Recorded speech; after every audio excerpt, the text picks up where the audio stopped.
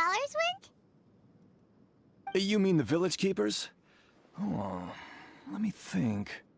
When I was eating dinner the other day, I saw one of them by the side of the road, muttering away and eating mushrooms and tree roots. They shouldn't go around eating that kind of stuff. Okay. Did you notice anything else? Anything else? No, I think that's all I have to tell you. Sorry. The scholars that have gone missing. Have you seen them? Those eyes. Those fierce eyes. You look like a real fighter. Don't change the subject.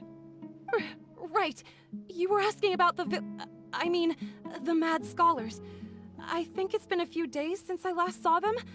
I usually go to bed pretty early, so I'm not too familiar with what goes on at night.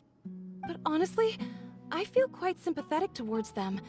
Even though they act a little strange, they've helped me in the past. If it weren't for them, my house would have collapsed long ago. Do you also think Grandpa and the others are good people? Grandpa? Oh, hello there. It's little Isak. You mean that nice man who looks like your grandpa's long-lost twin, right? He was actually the one who protected my house. I saw it with my own eyes. He happened to be staying near my house that day and was doing something with his hands on the ground. It still feels pretty surreal now that I think back on it. Did someone teach them how to do that? Well, whatever the case, I'll always be thankful to him and whoever taught him to look out for others. I'm pretty sure that if I ever went mad, I wouldn't be able to do anything like that. Gotcha. Thank you. Sir, have you seen my grandpa recently? You know, the one who likes to sit and space out near the village entrance. Oh, well, if it isn't Isak. Oh, your grandpa, huh? It's been a while. The last time I saw him, he was spacing out by the road as usual. I went and asked him if he'd like any of the food I had prepared, despite my wife's protests. Like many people, she's really quite terrified of them. And speaking of my wife, she's still always complaining about how I don't make enough mora. That might explain why she's always mad at me. Oh, thank you. Thank you for taking care of him. It was nothing. You're looking for him, right? Did he go for a walk and get lost? Yeah. That's no good. Well, once you found him, come by my place again and I'll cook a little something for the both of you. I've known you since you were very young, so as far as I'm concerned, you're family. Please feel free to come by anytime. Wow, what a nice guy. Okay, thank you, sir. Huh?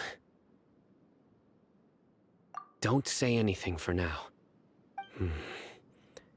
Isak, stay here. Let's head over there. Stay quiet as you move.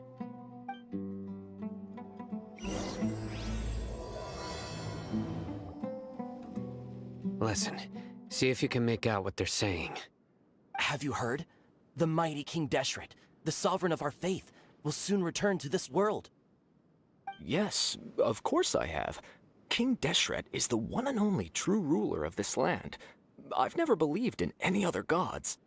Still, you say he's coming back, but it sure doesn't feel like life's about to change around here anytime soon. What's your proof? Haven't you noticed? The village has been getting more deranged scholars than ever. Delavar was saying that many people also went insane just before the fall of King Deshret's civilization in ancient times. We don't quite know why, but it seems like there's some sort of connection between insanity and King Deshret. Isn't it a sign of King Deshret's power that all the mad scholars have disappeared? If you ask me, they must have been chosen as the final sacrifice for King Deshret's resurrection. Huh. Now that you say it, that does make some sense. Does this mean our lives are finally going to take a turn for the better? Exactly. Those city folks will get what's coming to them. Now, repeat everything you've just said from the very beginning. Huh? Who are you? Where did you come from? My patience is running thin. You heard what I asked.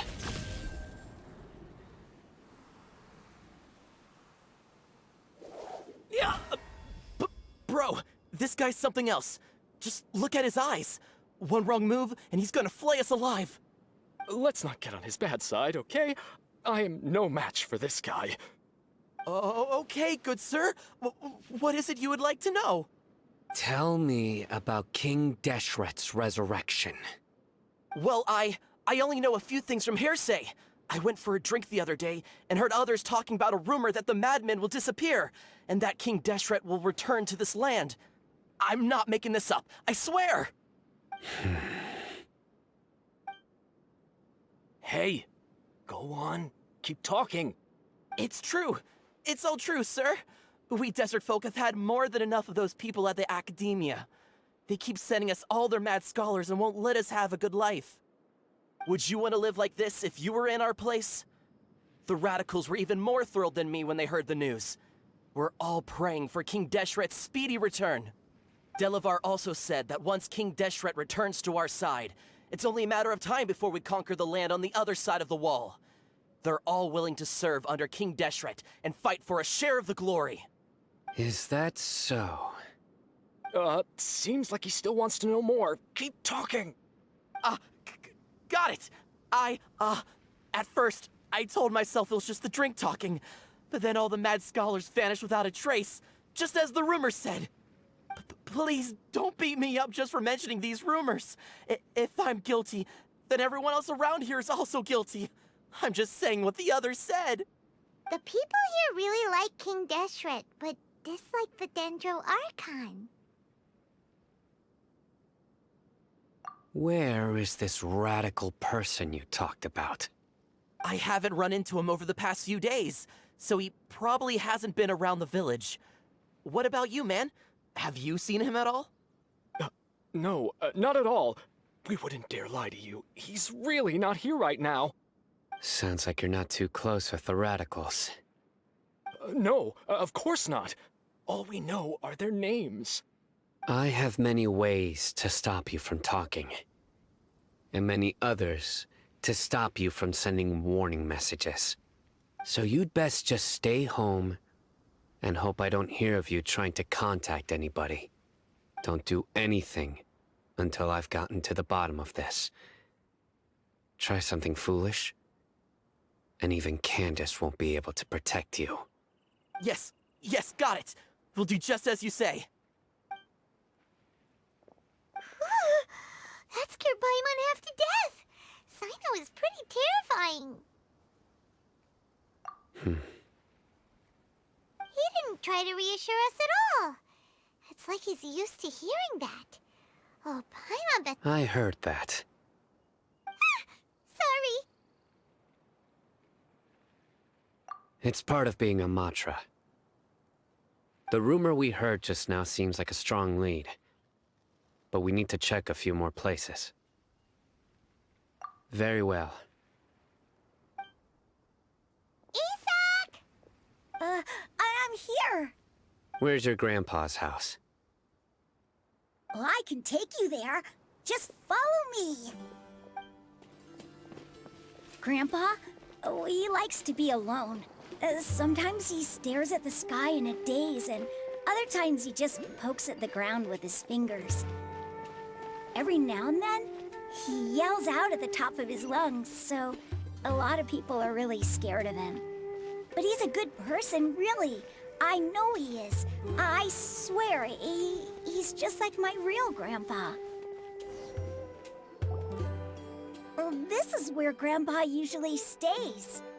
There sure isn't much here.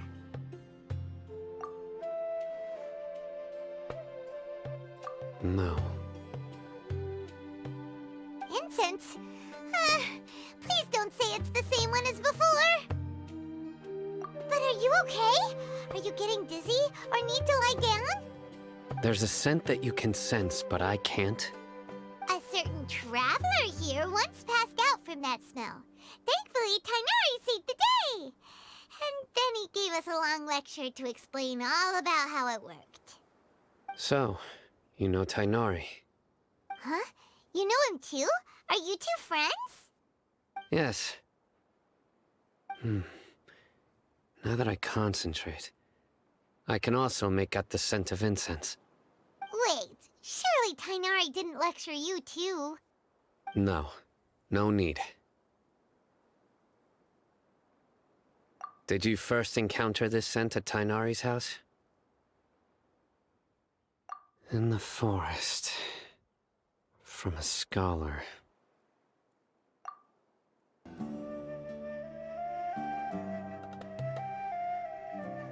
What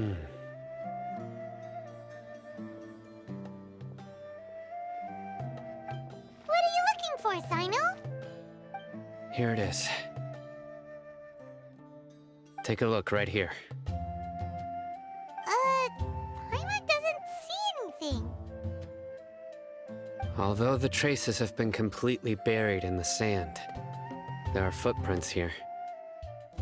From the size and shape, they belong to an adult male. This pattern is a common one from this area. Local shoes. This was probably someone from the village. The scent is quite faint, but still extant. The footprints head in the direction of the door. But who would come looking for Grandpa? He doesn't have any friends. We'd have to ask whoever lured him away with the incense. Huh? So you can lure someone away with just a scent? Hey! What's wrong with liking good food? Everyone's got something they love in life. Exactly. Most scholars are fond of incense, since the smell supposedly helps them clear their minds and discover new knowledge. Even deep within the clutches of madness, they still yearn for their knowledge-seeking days, and will follow the scent whenever it presents itself. No, Grandpa. So, someone's taking advantage of their weakness? Huh. Still, why would anyone want to abduct all the scholars? Are the rumors really true?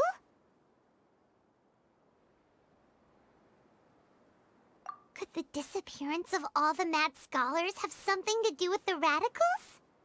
It's highly likely. Please, you have to save my Grandpa. Grandpa's never done anything wrong. Please help him. Sounds like we'd better help get him back. Don't you worry, Isak. We won't let whoever took him get away with it. Let's head to Aru Village and inform Candace and the others about what we learned here. After that, we'll set off to find the scholars. Right. The darker fabric definitely looks a lot better. That'd be my choice, too. We're back, Candace! We've got a lot to tell you. Ah, welcome back. Sounds like everyone's friends already. Oh, Dia's here too! You bet. So, everything goes smoothly? Reasonably. Alhaitham didn't go with you? We haven't seen him at all. Huh. I saw him around the village entrance earlier and figured he was investigating with you. I guess he must have gone off on his own. Did you find out anything useful?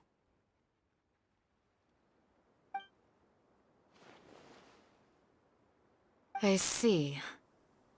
So someone used a kind of incense to lead the exiled scholars away from the village.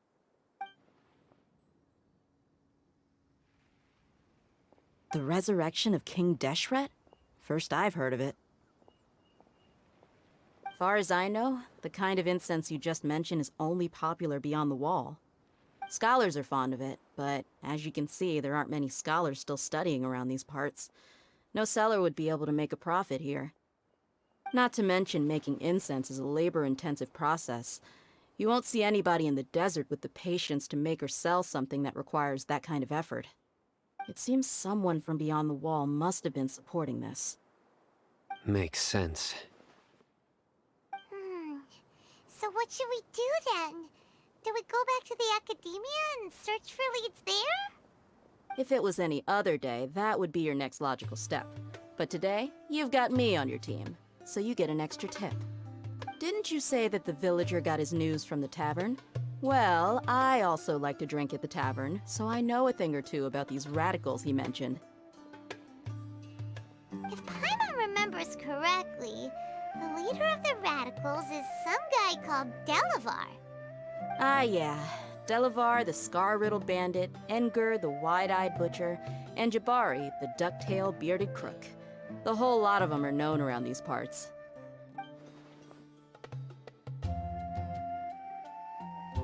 These guys have one thing in common, and that's being broke. The rougher life gets, the more they want to believe in King Deshret. Way they see it, King Deshret's resurrection is their only chance at overthrowing the Academia. Throwing all of Sumeru into chaos is the only way to change the way of life here in the desert. Anyway, that's my guess why they've chosen to become radicals. Tia! You're amazing! You really know this place inside and out!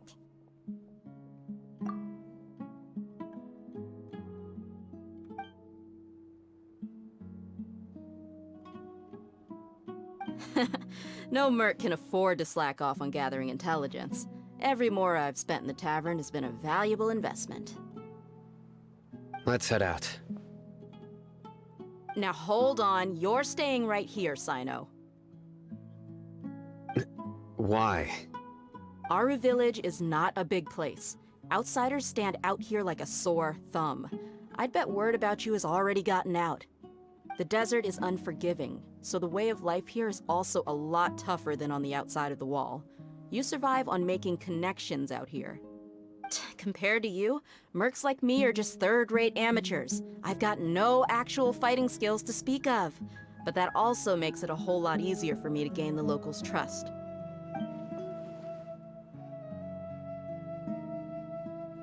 I need to go around and ask some questions, but it'll be difficult if you're with me. Fine. Good, then we've got a plan. The Traveler and Paimon will go to Caravan Rebot with me, and we'll try our best to figure out where the mad scholars have been taken. Sino, you'll have to stay in the village and continue investigating on your own. Alright, sounds like a plan!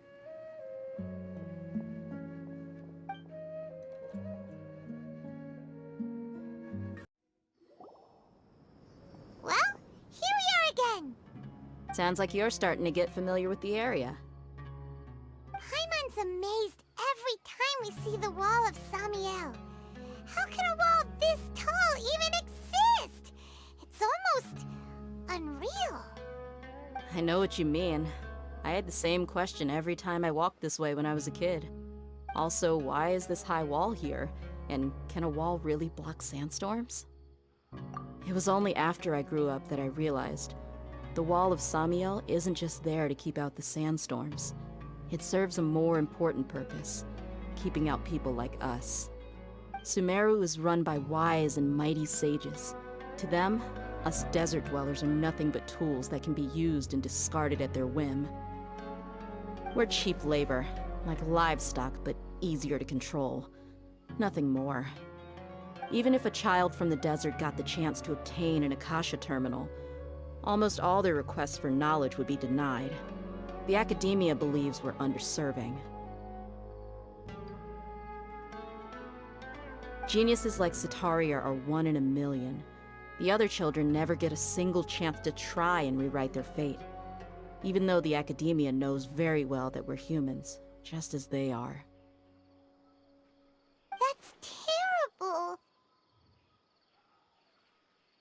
I would tear down this wall with my own hands if I could. Hey, Dia. You're not thinking about doing anything scary, are you? No, not at all. This place just gets me thinking, that's all. Besides, we're here to procure information, aren't we? Yep, we gotta catch those... Shh. Caravan Rebot is crawling with people, so be careful what you say. We don't want anyone to find out what we're here for. Our mission started the moment we arrived here. Let's go check out the tavern. Maybe we'll find someone I know.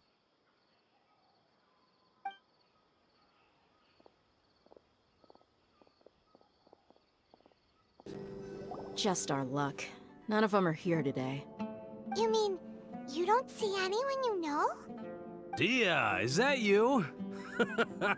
What a coincidence. You here for a drink too? Zaki. Finally, a friendly face. Oh, and who do you have with you here? Guests from another land? Hello, hello. I'm Zaki. Dia's, how would you put it? Drinking buddy? We've had drinks together a few times. You could say we go back a ways. Anyway, as far as my friends here, they aren't too shabby, are they? You rarely see any Outlanders so friendly and respectful nowadays. Absolutely. Much better than those people on the other side of the wall. So, Dia, are you looking for someone? Yeah. Have you seen Edgar, Delavar, or Jabari recently? Of course I have. Matter of fact, we were all here drinking together just a few days ago. I've got a spice trading deal from another nation. I thought maybe Delavar and his friends might be interested. Know where I could find him? Ah, how thoughtful of you.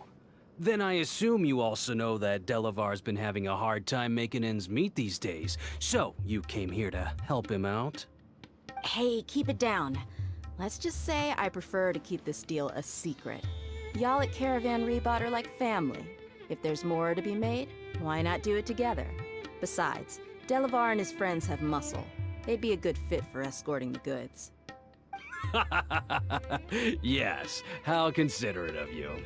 Delavar's my friend too, so of course I can take you to him. Come with me.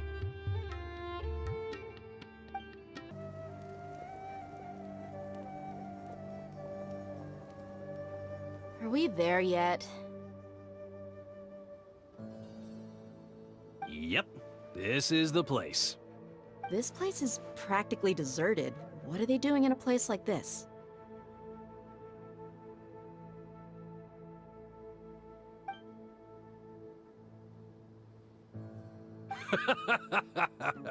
Why don't you take a guess?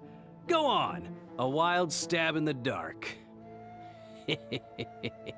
You're like lambs to the slaughter. Oh no! It's an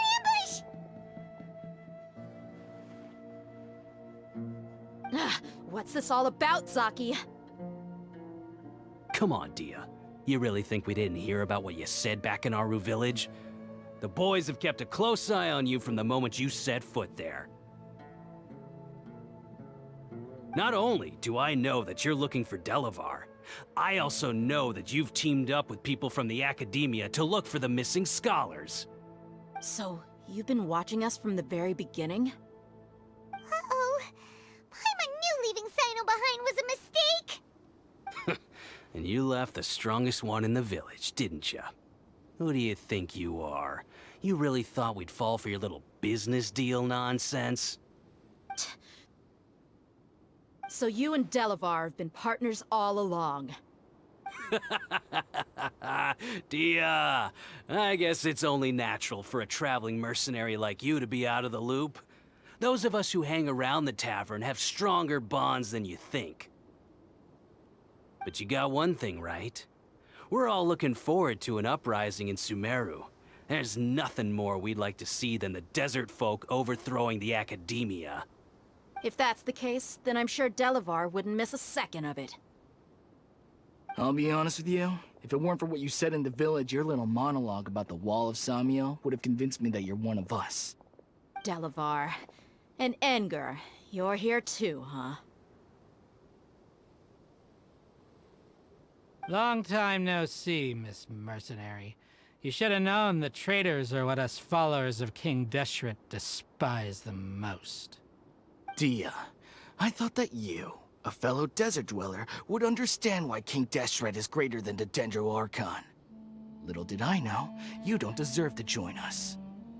Yeah, gee, what a missed opportunity.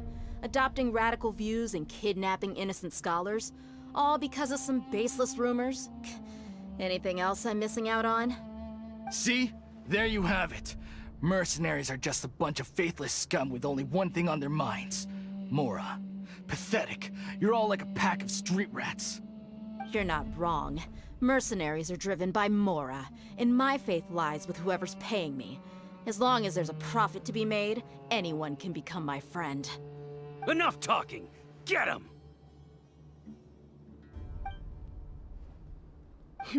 Just as I expected.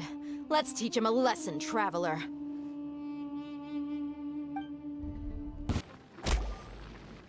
Impossible! How could you? So, what do you think about your meticulous network now, Zaki? How did you say it? It's only natural for a traveling mercenary like me to be out of the loop. I'm guessing your informant told you that I'm just an incompetent merc with no real fighting skills, correct? I mean, that is what I said after all. And of course, you would believe everything he reported. The only thing you know about me is that I'm a mercenary, but you've never seen me in action. Even though you heard we went to handle monsters together, you believed that Candace was the only one doing all the real fighting. That so-called Flame Mane is just a fraud. She admitted it herself. She just uses her connections to gain the trust of others. That's what you thought, right? Ugh. You lied in the village because you figured that we'd have people watching you. And you were stupid enough to fall for it. I figured as much the first time we drank together. You all thought you were so smart. Pathetic. Okay, that should be all of them. Whoa! So you've been planning this since we were in Aru Village? No task can be done without preparation. I just happened to notice a couple suspicious-looking people while you were out investigating. Oh, but instead of catching them right away, you let them report back! Those two who were snooping around were just a couple small fries. If we want to get the real catch, we have to be patient and give it some time. Oh, you mean the funny name she mentioned back in Uncle Ampu's house? The wide-eyed butcher, scar-riddled bandit, Paimon can't remember them all. That's just a bunch of drunk talk. Edgar and Delavar like to talk themselves up when they're drinking. Edgar, the wide-eyed butcher, and Delavar, the scar-riddled bandit, are the nicknames they came up with for themselves. Alcohol has a way of making people share what they really think. So Edgar and Delavar are always rambling in the tavern about how King Deshret is a superior deity. What about Zaki? He's just a numbskull who fell right into our trap. Zaki was probably the best hidden of them all. My initial plan was to find Delavar first, and then try to track him down.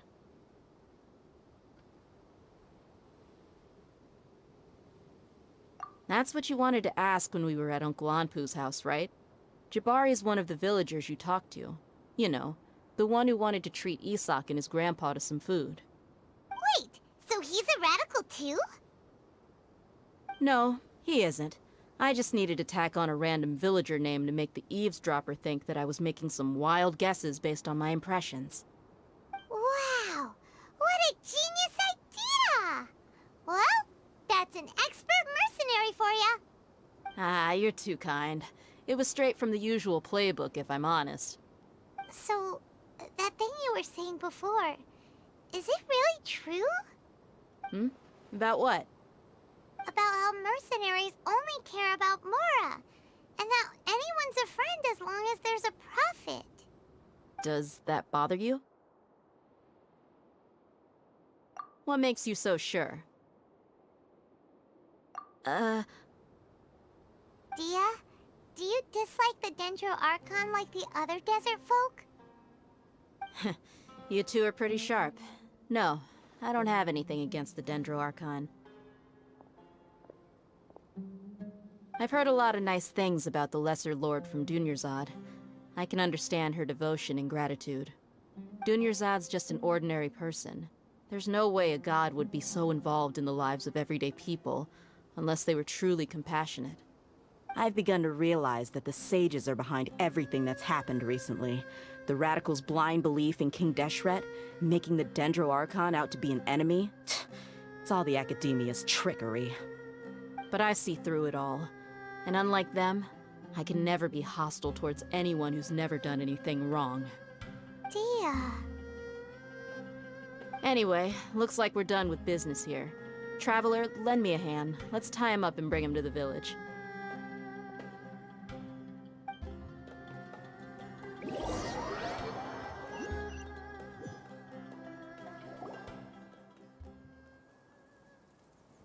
This should be all of them. I'll let you take it from here. All right. I'll be in touch. Until then, please stand by. Candace, do you need any help? Candace will be okay on her own. I trust her, so you can too. She's been guarding Aru village for quite some time now. If anyone is qualified to question the offenders, it's her.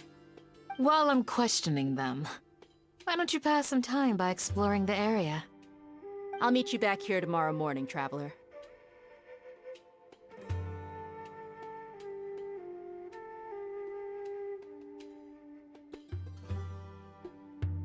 As for these idiots, let's just hope they live to see another day. Hey, Dia! Right on time. We'll know any moment now. Paimon's been wondering. You seem to know Candace pretty well. Have you been friends for a long time? We've known each other for some time now. She's a pretty interesting person. Even though she's an extremely strong warrior, she never misuses her powers against others. Oh, Paimon knows what you mean. Like a lot of martial artists say, never take the fight outside the ring. Yep, I guess you can put it that way. It takes strong convictions to be as dedicated as she is, and shoulder that kind of responsibility. Us mercs, on the other hand, we pretty much live from one day to the next. Well, Paimon thinks you're great too. Really? Thanks for that.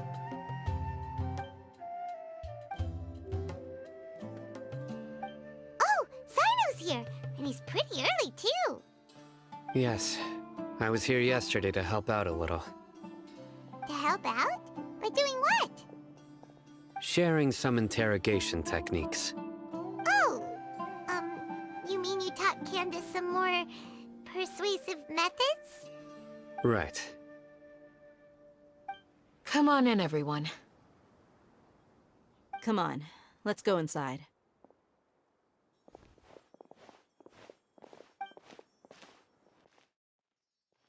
Candace, where? Whoa, you look furious. Do I? Huh. What gave it away? Oh, there's no mask that can hide true bloodlust. Cover up your eyes, and it'll still show itself at the corners of your mouth. Perhaps I need to work on my composure. Still, it's perfectly understandable why I'm angry. I'm sure everyone present would agree. Yes, ma'am. Please, don't beat us anymore. We're gonna die.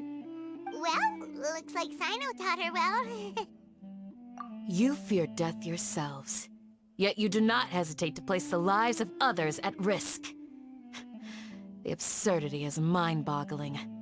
The ones you call mad scholars are known to us as the Village Keepers. They are vital members of our community, and some even count them as family. You come here, to my village, and you treat my people as nothing more than stepping stones towards your goal. Tell me, what would you do to you in my position? Mercy! Please have mercy! You've made your bed. We may both be desert dwellers, but there's one thing that I understand better than you. The resurrection of King Deshret will only result in war. And war serves no one. The people of Aru Village care little about which god is in power. Life may be tough and tiring, but we wish to preserve our way of life. A war would only cause us to lose all that we have. And that is not a responsibility that you can afford to shoulder. We understand. We're sorry. I'll tell you everything I know. Please, just let us go. I'm listening. You might not believe this, but it wasn't us who came up with this idea. Someone was spreading rumors in the tavern. That's how we ended up hearing about King Deshret's resurrection. Some mystery man told us that mad scholars will make the perfect sacrifice to usher in King Deshret's resurrection. They give their lives, and we can get anything we wish for. They're called village keepers. Slip up again, and you'll regret it. Yes, sorry. It was all that mystery man's doing. He told us to spread the word about King Deshret's resurrection, and talked us into helping him. In return, he said he'll help facilitate the resurrection process. I'm not sure. That's one. Huh? One what? Strike. You get a total of 3. Then, you die by my hand. Wait, I'm telling the truth. We don't know anything. It was all him. 2.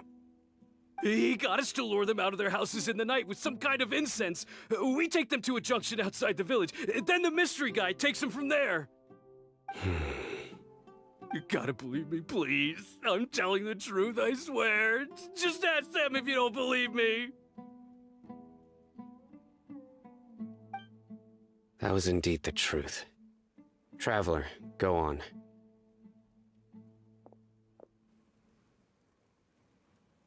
You have to believe me. If I knew that, I would have told you his name right away. I'm not risking another beating to keep his secrets. No way. That guy, he wears a cloak, and he's always careful to cover his face. He calls himself King Deshret's envoy. I believe I may know what's going on. Uncle Anpu? What do you mean?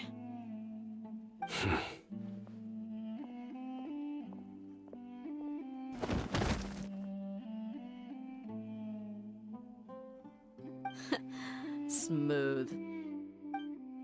Okay, speak. If my suspicions are correct, this mystery man they speak of could be from the academia. Some time ago, people from the academia attempted to take the village keepers away. I refused, insisting that they are part of our community. It strikes me now that this secretive character shares the same goal they had.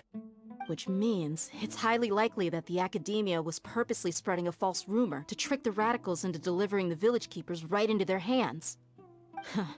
They were the ones who brought them here to begin with. Now they're trying to take them back? We aren't gonna let that happen. Not the academia again. Just as I thought. But what could they want with the village keepers? People are nothing but tools in the eyes of the academia. A change in their plans likely means they found another way to exploit the scholars. Regardless, our top priority now is locating the village keepers. You're right. Isak is still waiting for news on his grandpa. Time to go. Let's leave the village and try to track them down. Yes. Pack up and get ready to leave. You got it. Candace, I'll let you deal with the radicals. Leave everything outside the village to us. All right. Let's meet back here once everyone's ready.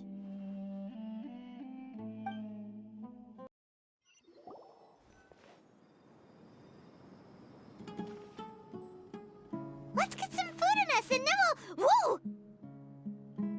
Where did you come from? Well, as you can see, I am merely sitting here and reviewing what we have deduced thus far. You were gone for ages! And now you're suddenly sitting here musing to yourself? Where have you been anyway?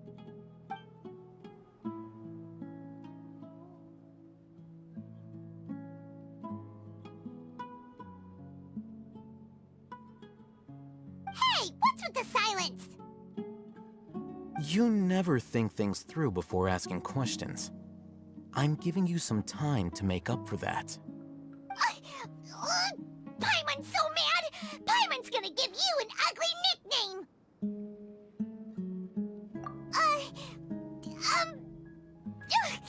Never mind. Paimon's got nothing. There's just nothing super obvious to pick with this guy. It makes it so hard.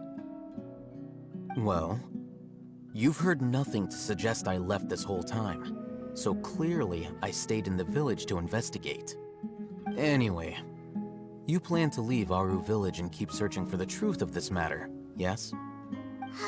Yep. We're not gonna find out anything more by staying here, so we thought that we might as well take the search elsewhere.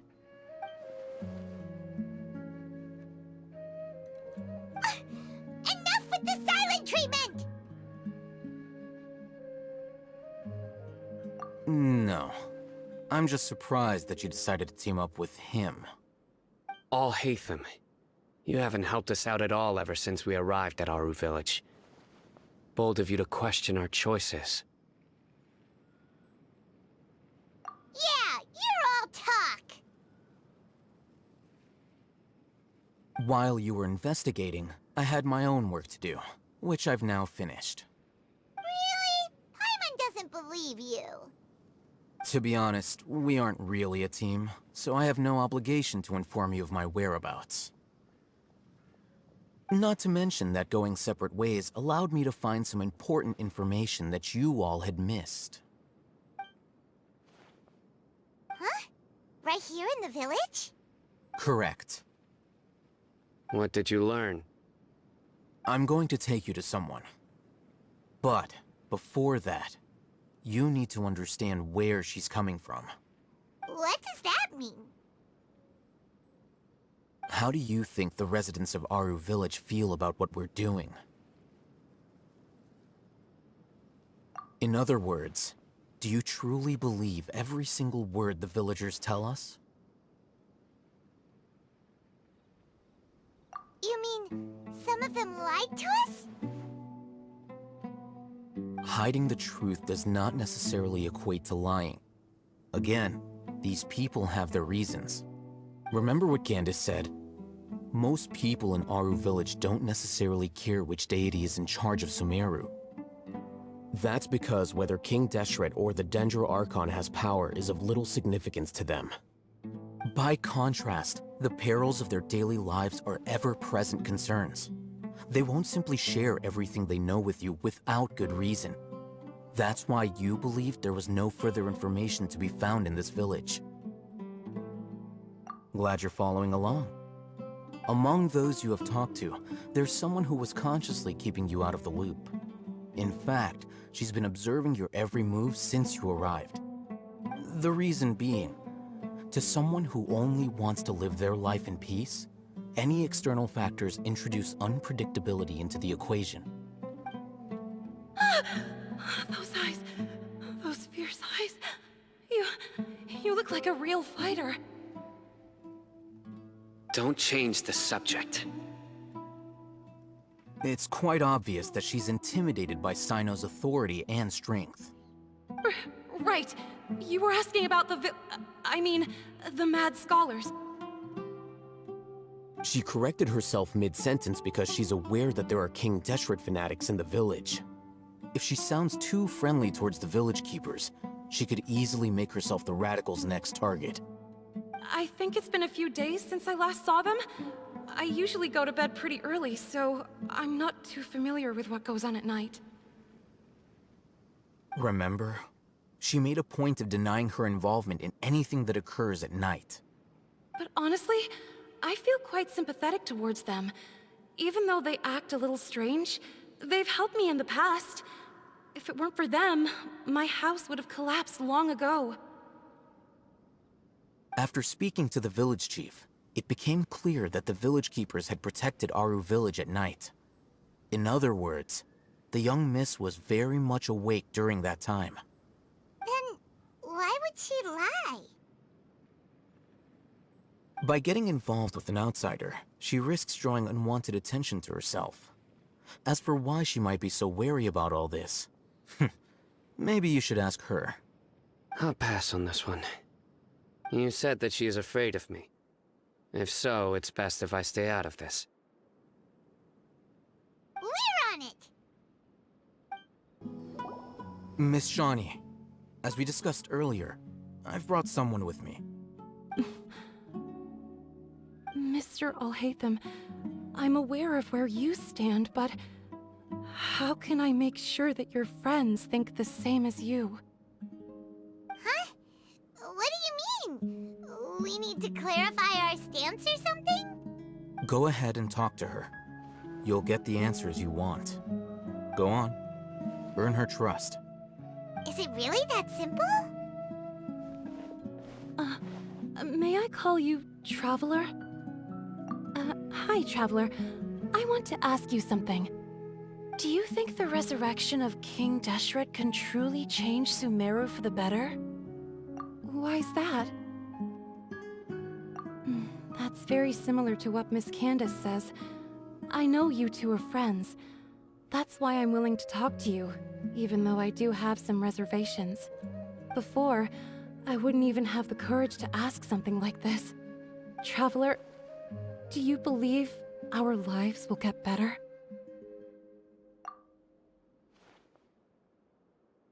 Yeah! We came here from another nation, so it isn't wrong of you to be weary. And we aren't really residents of any one nation. But even so, we've met lots of people from different places, and we've always fought for what we believed in. We have friends in Sumeru, and we want to help them. That's why we decided to stay here for a while.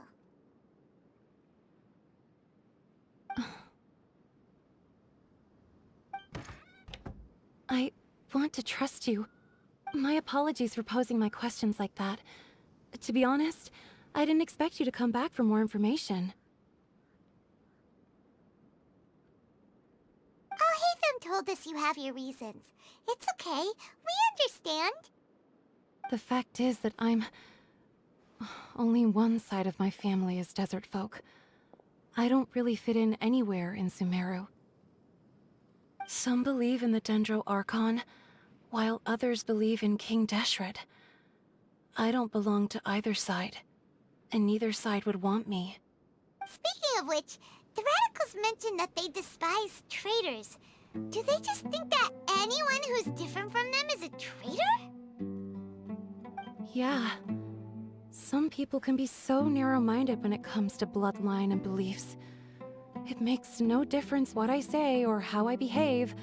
I'll always be suspected of having ulterior motives. Slowly, I just stopped talking to people. I pretended not to hear or see anything.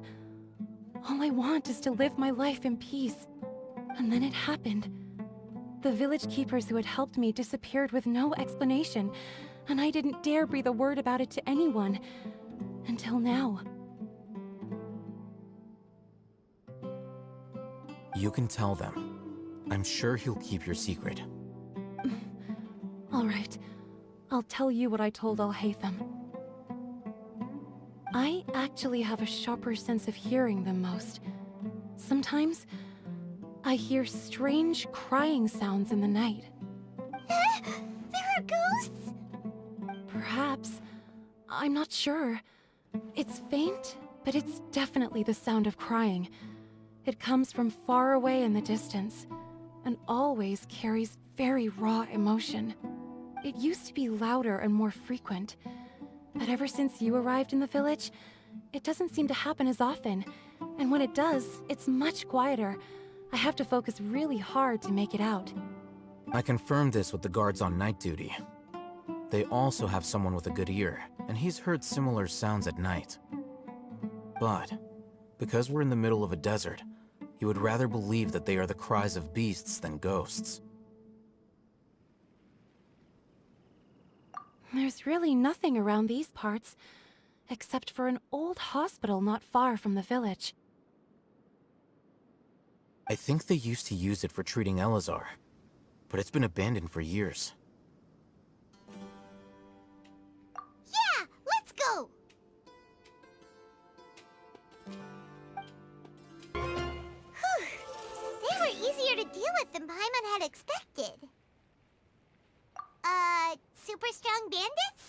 Or monsters taller than buildings dropping out of the sky?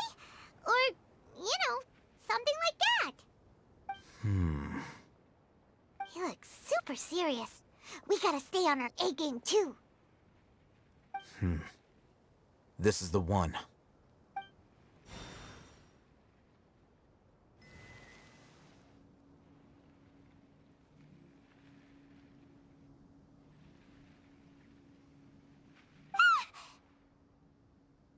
Let's go in and take a look.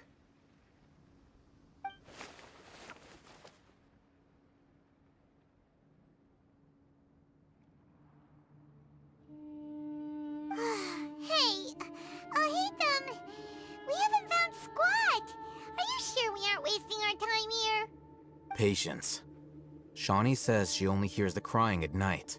We have time to burn. Until then, I'm taking a break. And just like that, he sits down. Wait, he even brought a book to read? What are you reading? Let Paimon see!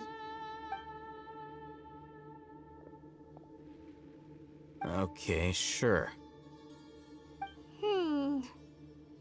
Huh? The natural position, which is the positional propensity of an entity in natural motion in contrast with an object in forced motion? Huh? When free from external influences, every entity displays the tendency to follow its natural trajectory? So, you got that? Oh, Paimon gives up. You keep reading your book. See ya! How is he so relaxed? Look at him, reading an impossible book in a creepy place like this. Hey! Paimon's your Teyvat travel guide. Paimon knows plenty of useful stuff already. And anyway, it's not Paimon's fault that the books people read in Sumeru are so complicated.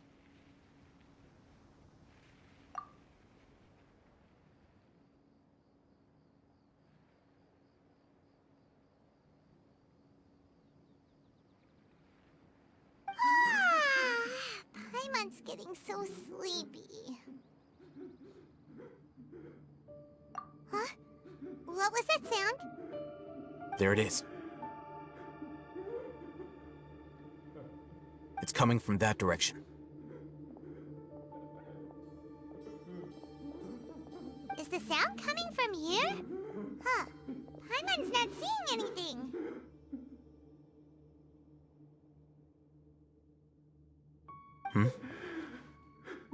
It's from below. But there's no way we can get down there. Something is off about the interior here.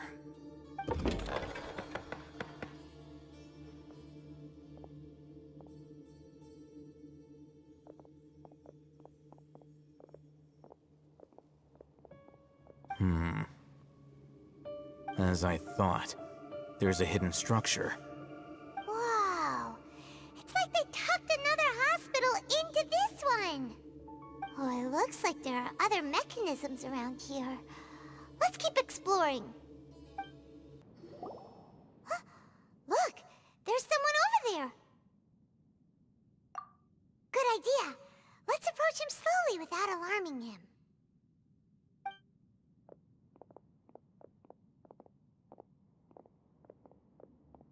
Wait.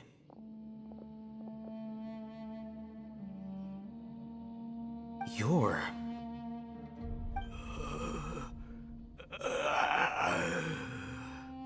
He can't speak, and his eyes are unfocused. But he looks too young to be anyone's grandfather. Also, why is he the only one here? Didn't expect to see him here. You know him? He's Razak, a senior of mine at the Academia. He's a scholar too? Is he the kind that holes up in a forest and mumbles stuff about training?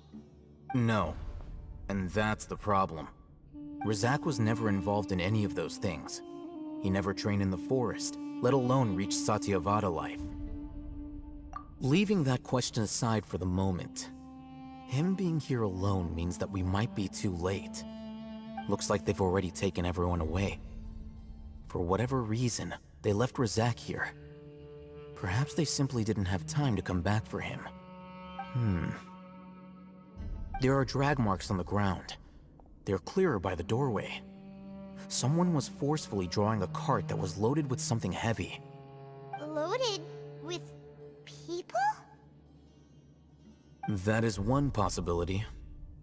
It looks like they were in a hurry, as if they were afraid of being caught. In their haste, they failed to notice Razak hiding in a corner. The symptoms are identical. Looks like we found living proof. Huh? Why do you say that? Allow me to jog your memory. Recall your time at Port Ormos. Don't you think his symptoms look familiar?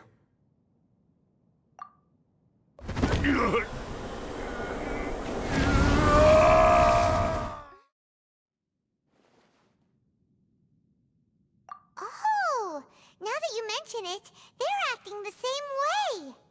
Correct. The Academia is behind all of this. It isn't difficult to deduce their rationale. First, the Academia spread a false rumor of King Deshret's resurrection, emphasizing the role of the village keepers, the mad scholars who were exiled to Aru village. These rumors were all the persuasion that the radicals needed, and those based in Aru village leapt into action. Unbeknownst to them, of course, through rounding up the scholars, they were actually helping the Academia. As well as being able to exploit the radicals for their own ends, this scheme has one further advantage to the Academia. All the risks and responsibilities are offloaded onto King Deshret's followers. Life for the desert dwellers has been brutal ever since King Deshret's death all those years ago. Beneath the surface, feelings of desperation are widespread. Many would give everything they have for the prospect of something better. Anyone looking to exploit that for their own ends simply needs to make a few empty promises.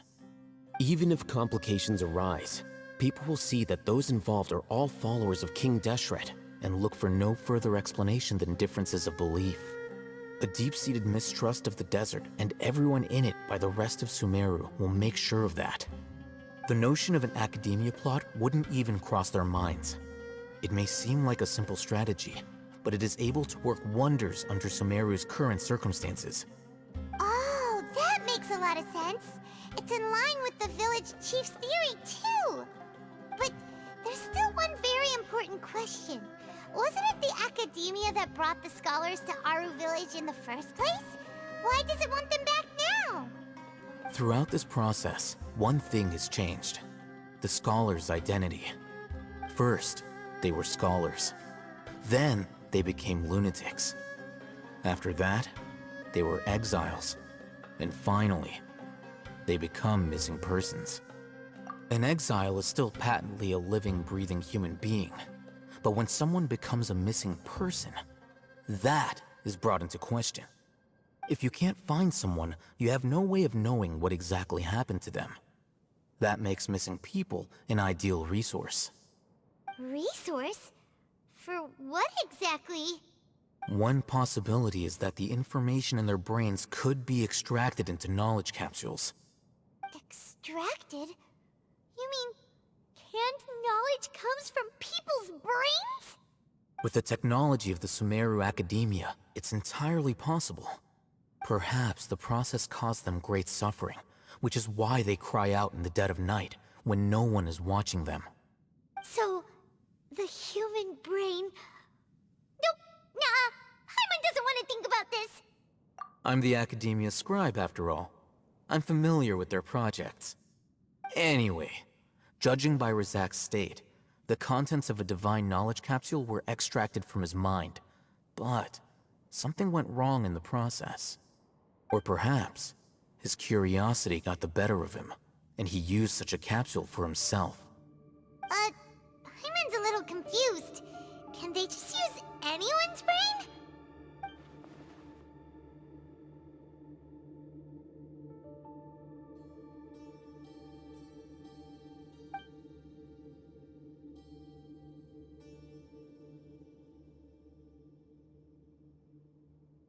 The look on your face tells me you've realized the answer. That's right. To some scholars, gaining knowledge about the gods is their entire life's pursuit. Extracting canned knowledge is just one of the extreme measures they turn to. However, I can't help but wonder, what do they seek to gain from divine knowledge? The academia is going out of their way to look for forbidden knowledge, but what is their ultimate goal? I've spent quite some time trying to analyze the contents of the divine knowledge capsule, but to no avail. It seems like my way of thinking is too different from theirs. You mean you're not even slightly interested in getting your hands on this forbidden stuff? All scholars seek to expand the horizons of knowledge, but I'm not particularly interested in gods, so I don't share their degree of zealotry. Extracting information from people as if they were lifeless objects? If this is the direction of academic progress, then the academia may as well shut its doors. Sounds like you're really against all this. Of course. The academia's actions run contrary to their rules. Whether it be academics or knowledge, everything has its boundaries. If those lines are crossed, the rules and order that govern everything in the world will be destroyed. This matter needs to be corrected, just like fixing a typo in a book. Wait, didn't you step in to help because you felt sympathy for those poor people? Not to be callous, but no. My criteria are a little more restrictive than that. There is no shortage of suffering in Sumeru, and the same can be said for the rest of Teyvat as well. What do you plan to do about that? Save every last person? Probably not.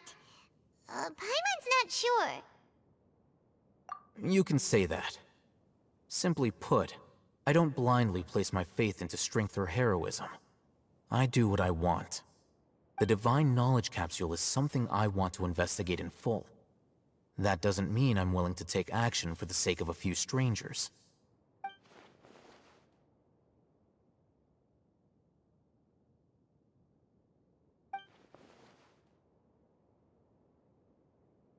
Paimon's been wanting to say this for a while. There are a lot of bad guys in the academia, but you're not one of them. You're their weirdo. You're probably right. Though I must say, I quite enjoy this feeling of being the odd one out. Uniqueness is also an asset, is it not? Wow, that's a great way to think about it. Paimon's really impressed. If only Miss Shani had a similar mindset, her life would definitely be a lot easier. I'm just a more likable person than her in general. There's nothing more to it than that.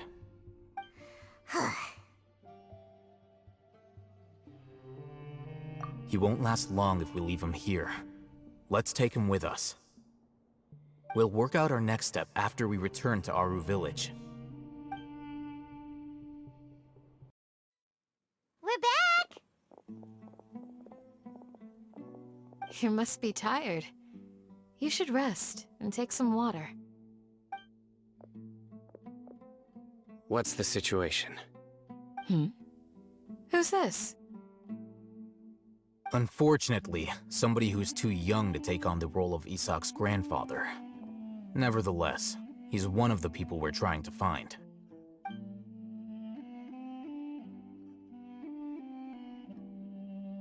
So, at one point in time, the abandoned Elazar Hospital served as the Academia's site for extracting divine cant knowledge.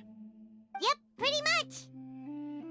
Their plan must have been implemented at some point before we arrived at Aru Village, since divine cant knowledge has been in circulation for a while now. Yet, they fled once we were headed to the village, almost as if they knew we were on their trail.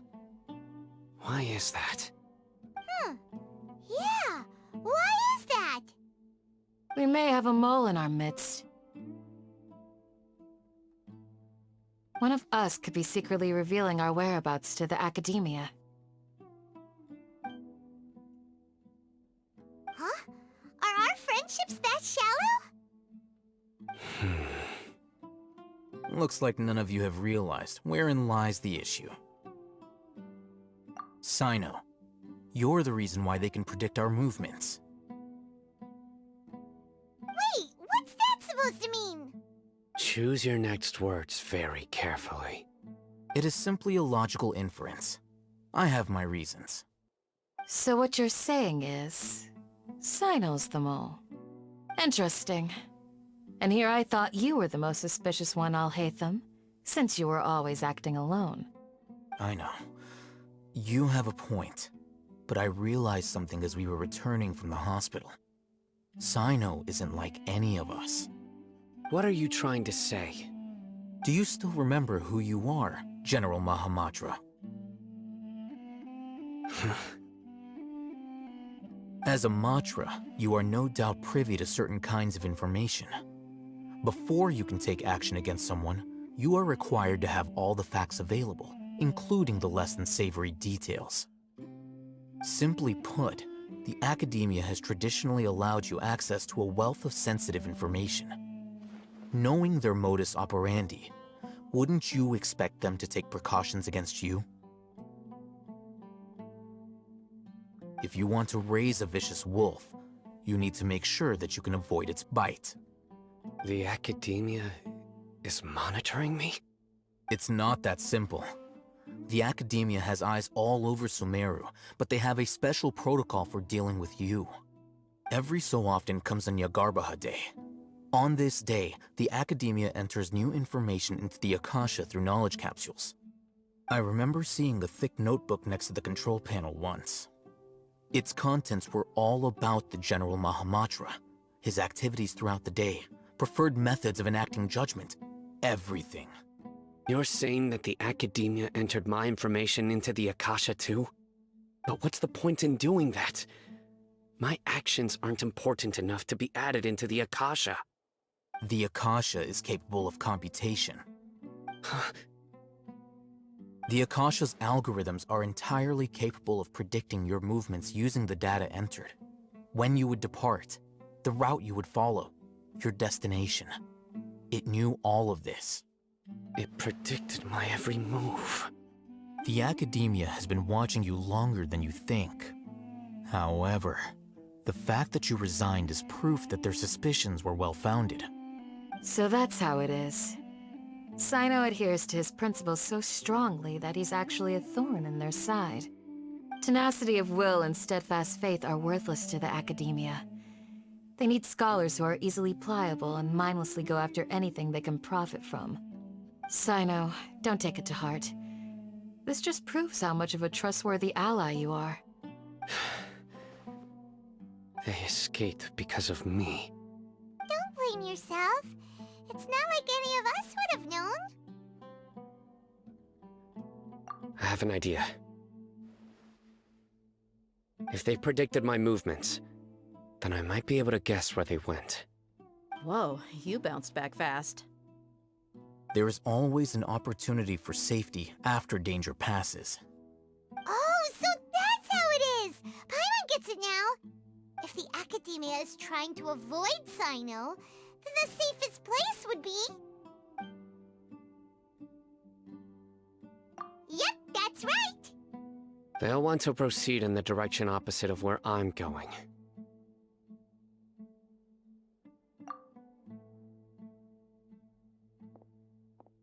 I must go. There's also something I want to investigate. Let's go, guys! After him! Please, wait! I want to go too! You want to go too? If so, you have to promise you'll stay safe. I want to find Grandpa. I promise I'll be careful and not cause any trouble. Everyone, I leave him in your hands. Yay! Let's go! Remember to pack some food with you! Paimon feels like we're missing someone, though. So, where do we go from here? Yes. After leaving the village, we should head straight toward the desert. There's something here. What's this? It's buried in the sand. Looks like we'll need to roll up our sleeves and do some work. And Paimon's not running around enough work. Okay. So, we have to dig it out? Whatever's down there looks like it's buried really deep.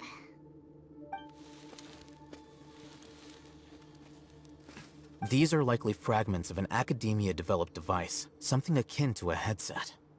Looks like there were more than one village keeper. They must have been escorted this way because there are device fragments scattered around here. Let's split up and search the area. Chances are that we'll find other things nearby.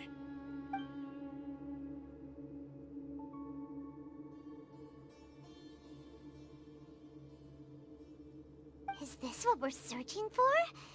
It looks kinda scary. This is definitely a device used to extract divine knowledge. How did it end up buried in the sand? That can't have been part of the plan. They must have been attacked along the way. Wait, what? Grandpa, I hope you're okay. Don't worry, your grandpa's gonna be fine. Razak didn't display any signs of starvation or dehydration, which means that they left fairly recently. We should be able to catch up. One more thing. Given that the device had been entirely covered by sand, I believe the attack must have happened prior to the sandstorm. Let's keep going. They can't have gone far. Don't get any closer. They'll notice us. Dia's talking with the Eremites? Very interesting. Let's listen in. If you had informed me sooner, there'd be plenty of room for us to... You're one of us. We would never lie. Scholars. You don't know as much as I do. Need me to... I knew it. That's our Dia. Dia? Why would you? Dia! Hey, what are you doing? Huh? Didn't you say you'd help me find Grandpa? Why are you on their side? Well, look who's here. Ain't that something? This complicates things. You've betrayed Aru village? So, this is the great General Mahamatra. Dear, you'd be better off as my assistant than hanging around with this motley crew. Seen for yourself, I have the means and methods, and my ideals are far more admirable than theirs. I'm not the type that's easily swayed, Raman. You of all people should know that. Wait, what's going on, Dia? Whose side are you on here? Shut it, Paimon. It doesn't matter. Whichever side you pick, nothing can deter us from the grand mission of resurrecting King Deshret. Once our Lord of Old returns to this land, we will have a new beginning. Face the facts, Raman. It's not gonna happen. You should understand that more than anyone. Have all your years as a merc taught you nothing about placing hopes in a ruler?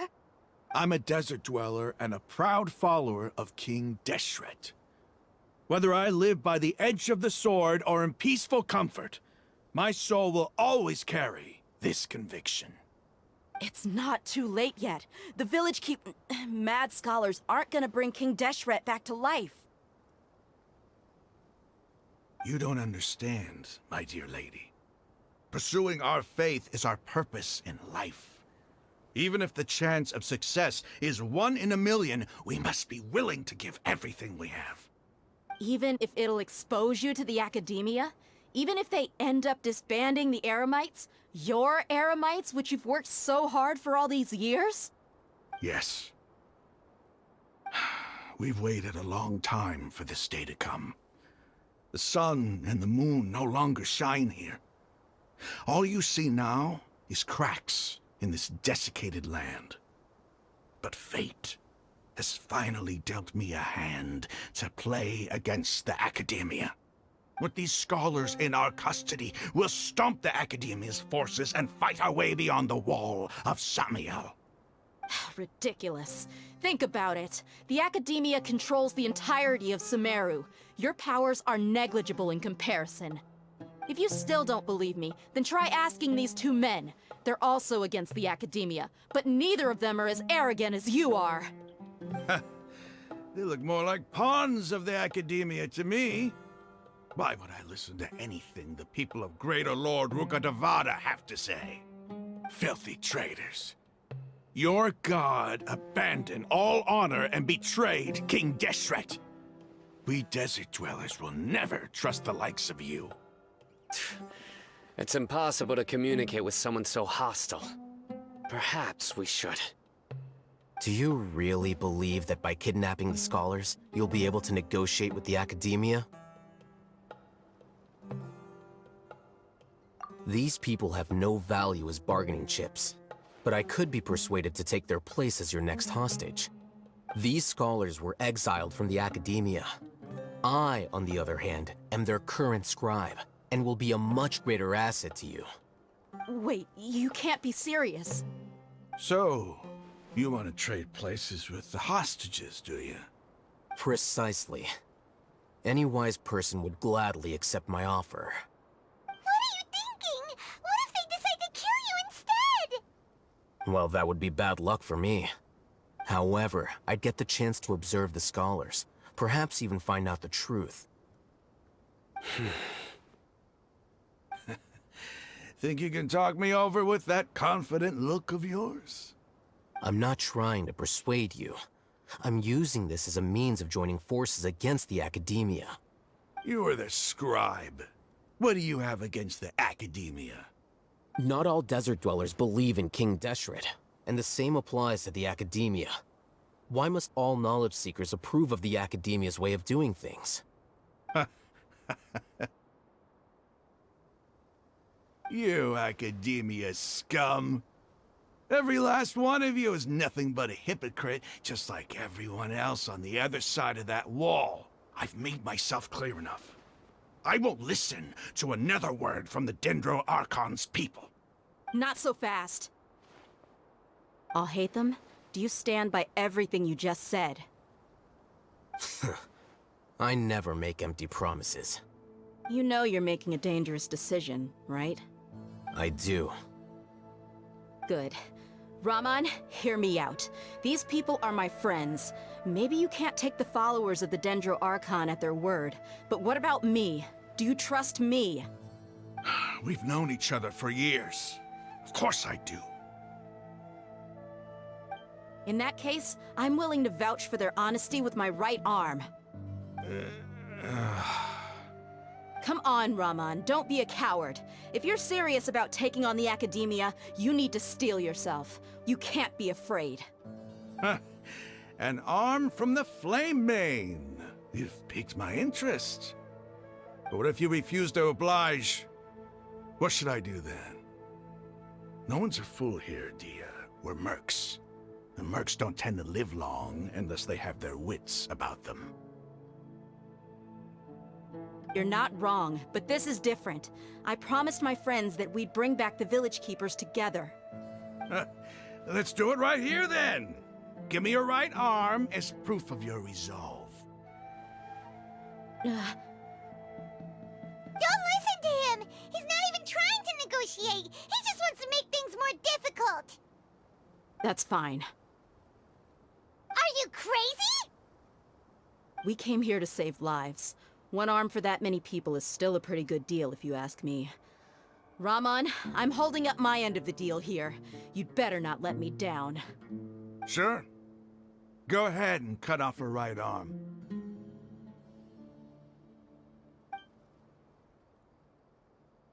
No! Dia! What are you gonna do? Think of something! You don't have to go this far. That's not for you to decide. Do it!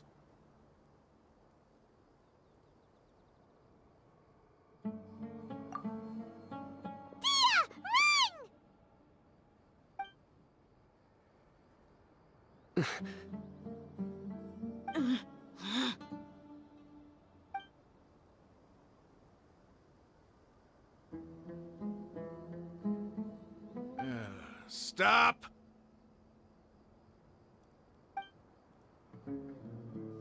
What's wrong? Can't do it? Flame Mane, you and I are both desert folk.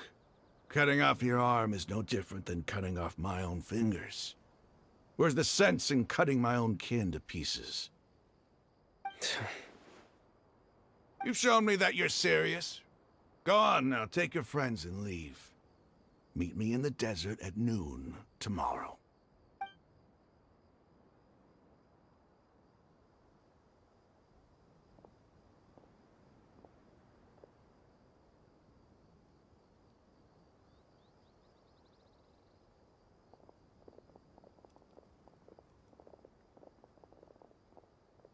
Phew. I was really counting on him not going through with it. Dia! That was crazy! Have you all lost your minds? What if he'd actually cut your arm off? Then I just have to hold my claymore with my left arm. Okay, I'm sorry. But sometimes when you're out on a limb, you gotta double down to seal the deal, you know? Don't ever make a promise like that again. I can deal with the likes of them. If it came down to it, you would not lose to them either. I don't doubt it, Sino. But this is about more than me and them. There's a lot more where they came from. Even if we got rid of one bunch of radicals, there are others out there. Wiping them out would do more harm than good. As you wish. I'm sorry, Dia. I should have stayed put and listened. I should have trusted you. It's okay. I promised you I'd help find your grandpa, so I'll do whatever it takes. Whatever it takes? You just might be scholar material. Huh? Are you serious? The Eremites once said that I was a lunatic. Perhaps a little madness is essential to be successful in research. Why does it feel like he's using his praise for me as an excuse to brag about himself? Okay, let's get moving. We should head back to the village and rest up. Today was just a trial run. Noon tomorrow is gonna be the hard part.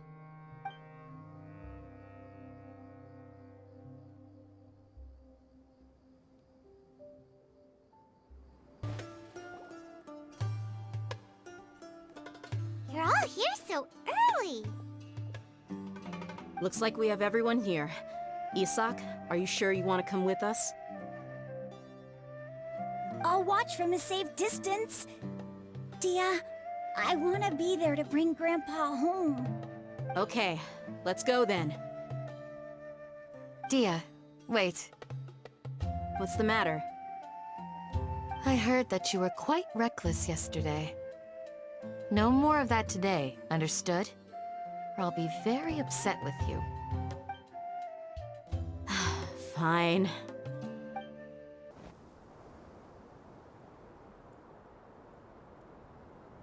Huh. They got here before us. Uh-oh. Is it because Paimon overslept by 5 minutes and held everyone up? Is everything ready? Absolutely. Although, you brought fewer people than I imagined. Bring him over.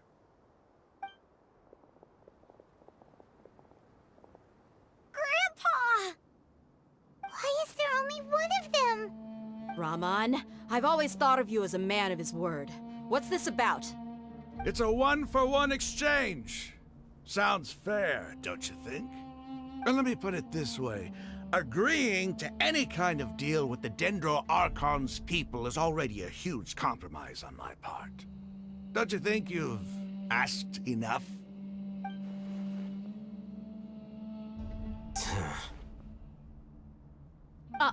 You stay right there!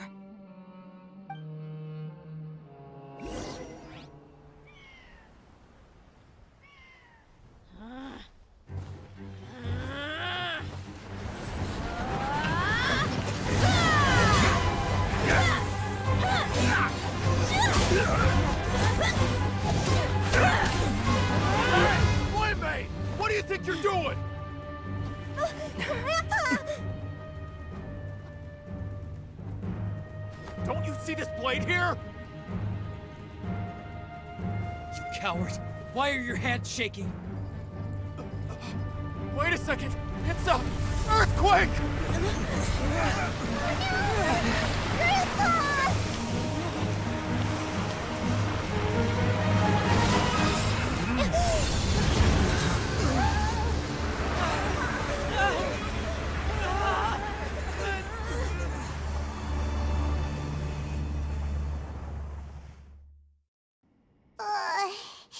Paimon's dizzy.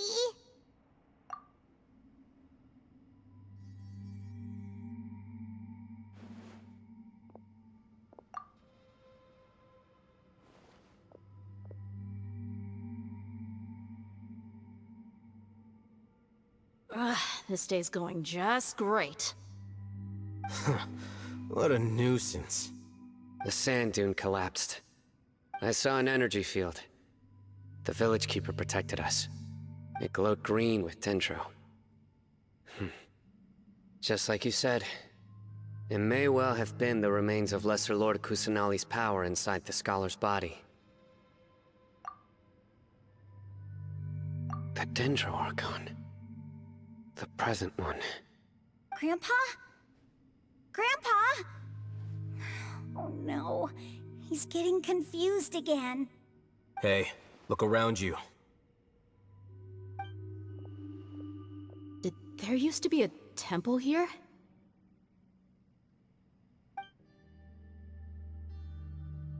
It seems that when the sand dune collapsed, it exposed these underground structures. The symbols on the gate belong to King Deshret's civilization. This structure must be ancient. Over time, the sandstorms completely buried it and left it in the state we see now. It could have been an underground palace in the distant past. Oh, a miracle. Praise King Deshret! What's he doing here? And his men too? They must have fallen down here with us. Pretty lucky if you ask me. Most of them seem in really bad shape. Except for him. He got off lightly. Mind your head. No, this isn't the time for conflict. Our exalted lord has shown us the way to his sacred palace. He's not actually gonna go in there, is he? As it happens, I want to take a look inside too. What are you doing? Don't you think it's curious? 1 minute, Lesser Lord Kusanali's power protects us from harm, and the next, remnants of King Deshret's civilization appear. Two major deities are vying to showcase their power to us. It would be a shame not to witness them both. Paimon thought you weren't interested in gods. Indeed. In my view, gods are just a higher form of living being, or creature, you could say. New discoveries are always worth investigating. Whether they have anything to do with gods is neither here nor there. Raman, what are you gonna do about your men? I'll just let them lay here. King Deshret will take care of his people. Right now, I'm going inside.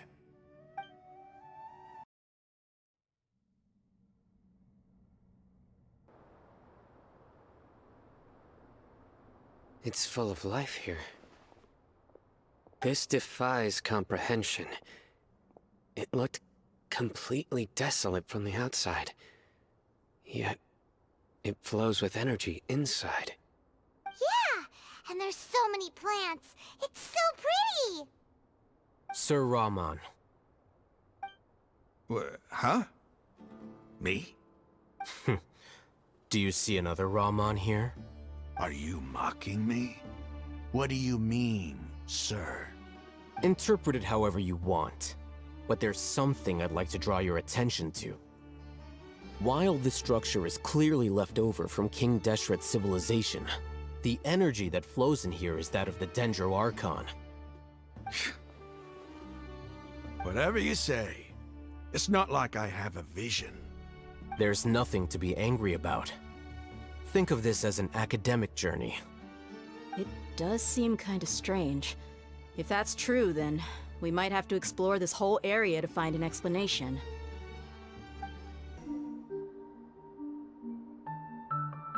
Wait. What's that?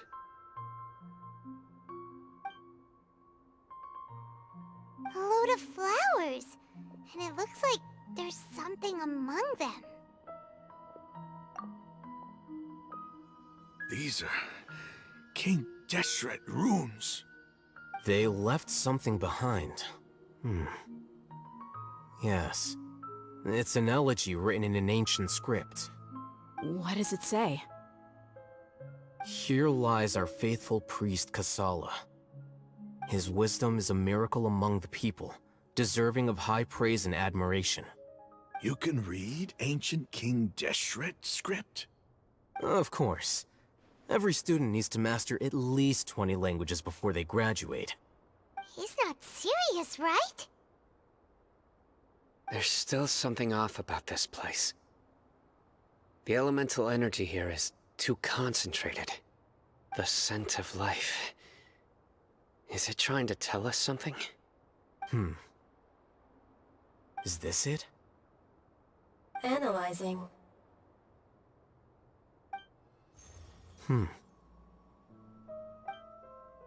There seems to be a hidden message among these skeletal remains. Excellent. There's a device from King Deshret's civilization in this gravesite. I'll transmit the information over and project it for everyone to see. Isn't sharing knowledge against the Academia's rules? Yes. However, under the circumstances, I'd prefer you to see this for yourself. You'll understand after watching it.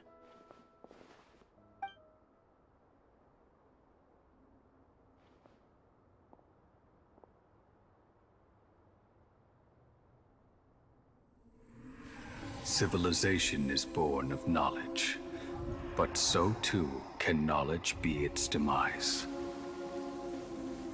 A disaster caught us unaware. It was knowledge that did not belong to this world. King Deshret brought this forbidden knowledge into our world, and it quickly spread like a plague. People's minds were filled with crazed whispers. Dark gray scales spread across their bodies. Even the land was stripped of its vigor. Only a desperate, deathly silence remained. Were it not for greater Lord Rukkhadevata from the forests, the damage would have been irreversible. She summoned the priests to build temples and infused into them the divine power of life.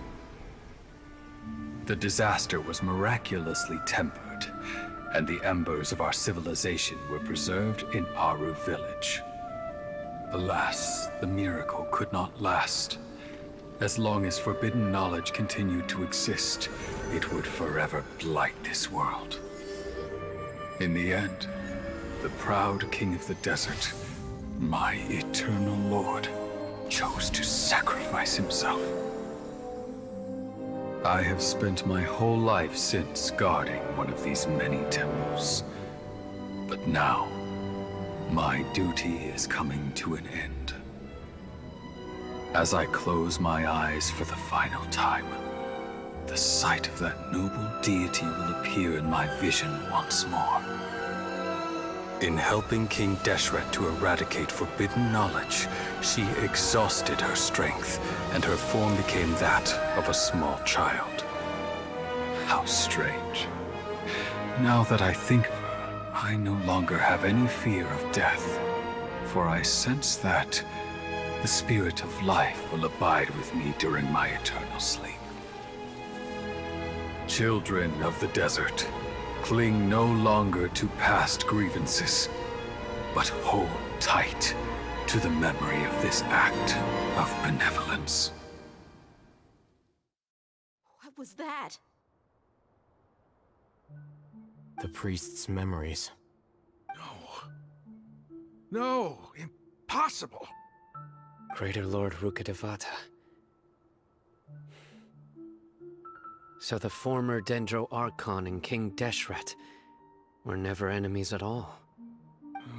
But this doesn't make any sense. The Dendro Archon's followers, they're clearly... Was that the former Dendro Archon? She became so tiny in the end.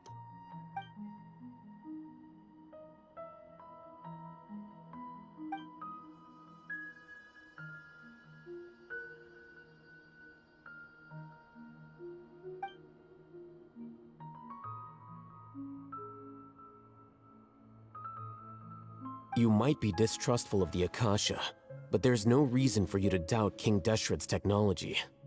You've just witnessed his priest's last words. I've never heard about any of this before. The surviving followers of King Deshret all gathered in Aru village. Our god did not make mistakes. We refuse to believe any of the rumors. King Deshret's death, the all but total annihilation of our civilization, it was all Greater Lord Rukkhadevata's doing. We saw her as nothing more than a traitor. He stabbed us in the back in our moment of crisis. Just like us humans. Fighting, feuding, double-crossing each other to survive in the desert. You were blinded by your prejudice.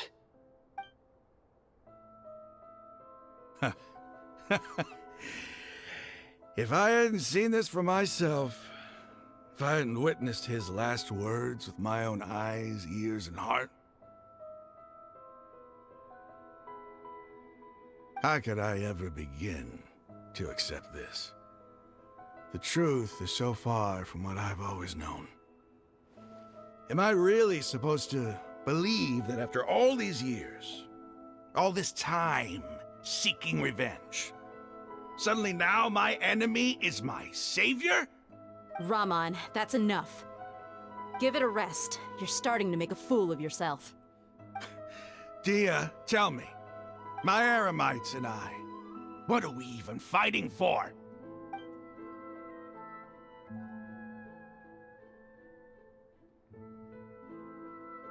Hey, how you doing? I'll live. Thanks. I should probably go. Can't just stay here forever. What's your next move gonna be? Oh, I know what you're going to ask. I feel deeply ashamed of everything I've done. You'll get everything you're asking for. But please, give me some time. After everything that's happened here today, somehow I need to explain it to the others. It's not gonna be easy. Well, I guess that's for me to deal with. Dia, this is where our camp's located. Make a note of it. When would be a good time for us to go? Tomorrow, I'll convince everyone that we're all on the same side. And I'll return every last one of your your village keepers. We'll share our other resources with you too.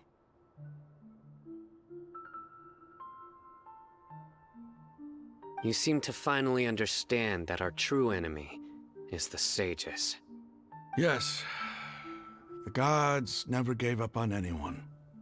It's the people responsible for all this that need to face the consequences of their actions. That must have been rough, but he seems to have figured things out now. Ramon's no fool. Being the leader of your own faction in the desert is no easy feat. It's too bad he was held back by his belief in King Deshret. But now that that's changed, I guess we have a few more people on our side. The outcome, at least, is favorable. We should get going too. Let's head back, have a proper meal, and a nice, long sleep. We'll need all our energy tomorrow.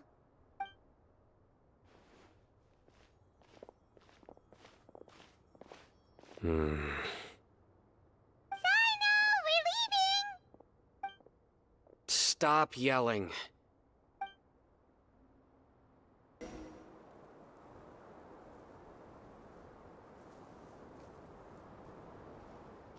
Raman, we're here.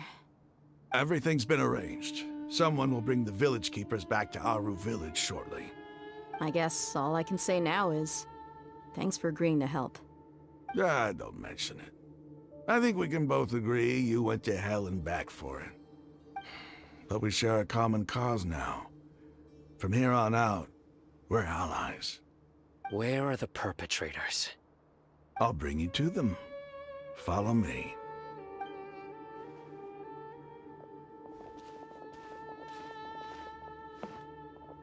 So these are the people who kidnapped the village keepers.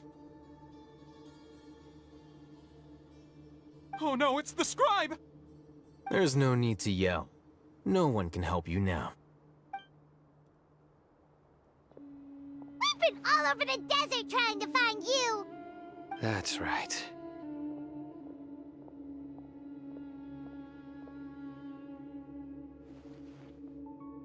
General Mahamatra? No, no! Make it quick, please! Swift and painless! Whoa. The moment they set eyes on Sino, they turn pale like they've seen a ghost! You should have known that I would be coming for you. Wait, we were just following orders. You know what I'm talking about, right? There's no way we could have done all this by ourselves. No, not Sino. He's gonna tear us limb from limb. I could do worse. Please have mercy. Start talking. Otherwise, I'll have to resort to other methods. So, your superiors have kept you quite busy recently. Why? What are they trying to accomplish? They wanted to extract canned knowledge. Don't play dumb. You know what I'm really asking. They extract divine canned knowledge. Then what? I really don't know how to explain it. Well, you better start talking or you'll be sorry! You don't want to make things any more difficult for yourself, do ya? Be my guest. Huh? Huh? Uh-huh. That sure didn't sound like a fancy metaphor or anything. You're serious, aren't you? How did you know? There's no use hiding it now. Yes, you're right. The Academia is working on an important and potentially world-changing project. They are creating a new god. A god that will belong to them and to the people of Sumeru. It may seem as if Sumeru's academics are thriving, but ever since the death of Greater Lord Rukkhadevata, scholarly breakthroughs have been few and far between. The withering of Irminsul has been getting worse recently. The sages have tried everything they could think of, but nothing's worked. I'm always hearing them say things like, if only Greater Lord Rukkhadevata was still with us. Continue. And then, someone from the Fatui showed up. They called him the Doctor. He brought a gnosis and said he wanted to borrow the Academia's research facilities.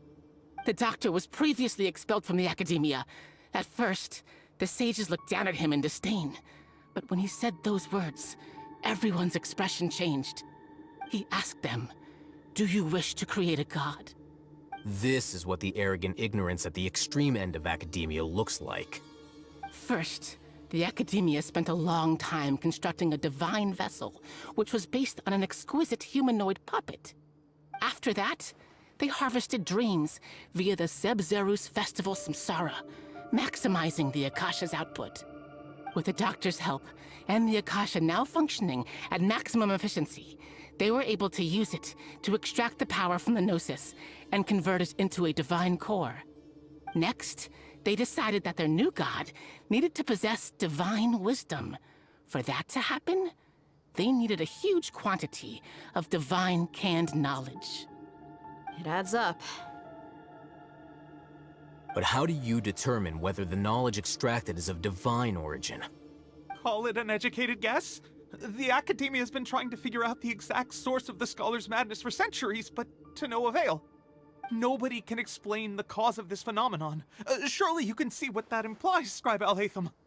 If it's knowledge no mortal can comprehend, then it must be something only gods are able to decipher.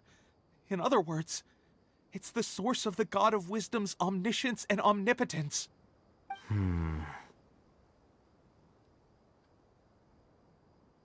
You must have noticed by now. The Academia doesn't care about who their god is.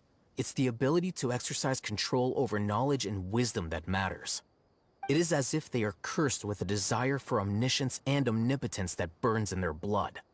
Some organisms demonstrate phototaxis, and thus orient their entire lives in respect to sources of light. For the sages, their only source of hope is the existence of a deity who embodies the acme of wisdom. This is but a form of phototaxis. For many scholars, the absence of a god of wisdom means stumbling in the darkness for the duration of their lives. Then what does Lesser Lord Kusanali mean to you? Is she not a true god present in this world? If you already have a new god, why try to create another one? From the beginning, the Academia has never treated her as a god. When the Academia first discovered Lesser Lord Kusanali, the newborn god of wisdom, the sages hoped that she would be as wise as Greater Lord Rukkhadevata. But upon evaluation, they found that at the time she possessed no more intelligence than any ordinary human child. The sages never had a ruder awakening. This forced them to accept that Greater Lord Rukkhadevata had indeed passed away. Not to mention that Lesser Lord Kusanali's gnosis had been used to power the Akasha this entire time.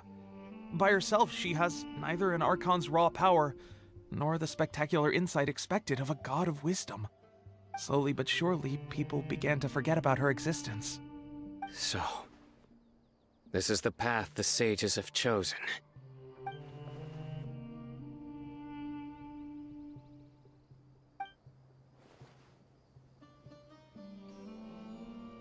All right, let's try to keep our cool. If everyone's in a bad mood, then let's change up our scenery. Raman, give me a few men to help us escort the village keepers back to the village. And these two scholars, they're coming too.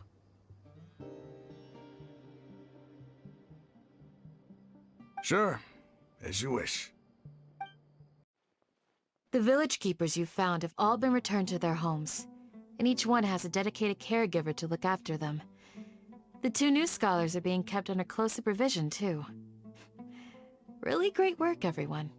The atmosphere is so heavy.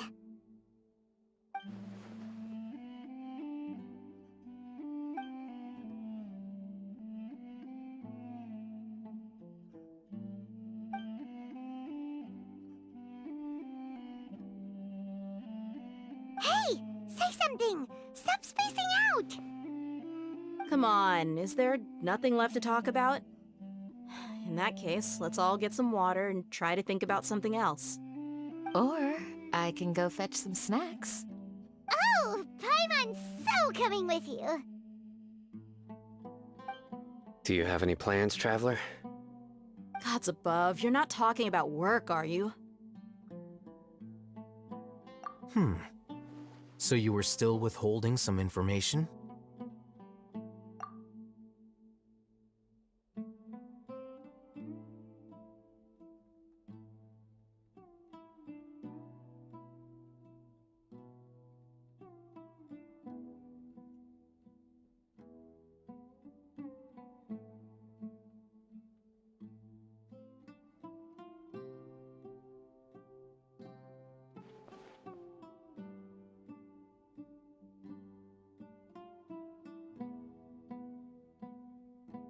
Even though we lived through all of this firsthand, it still feels super surreal to hear you talk about it again.